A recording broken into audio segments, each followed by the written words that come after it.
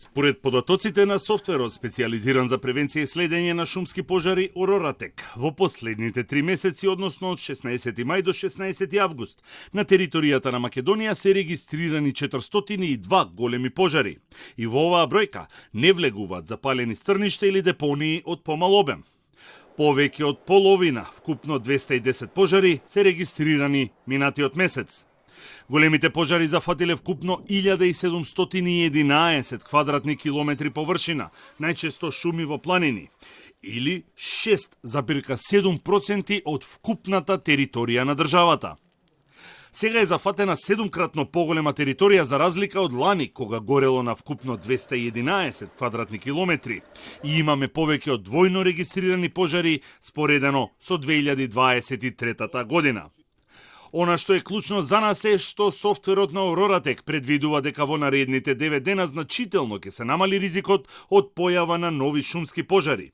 Секако, оние кои не се намерно предизвикани. И тоа ќе им даде време на тимовите на земја и од воздух да се справат со пожарите кои по 20 на дена беснеат на територијата на Македонија. Софтверот на Ороратек го користат над 30 држави во светот, во регионот Хрватска и Грција, а компанијата изработува и специјализирани сателити за следење на пожари на отворено и во орбитата. Во моментов има вкупно 27. Со примање на информации од сателити и предноста, да наречеме, од другите компании во светов во оваа проблематика е тоа што ти имаат лично нивни сателити кои се произведуваат во нивната фабрика во Минхен.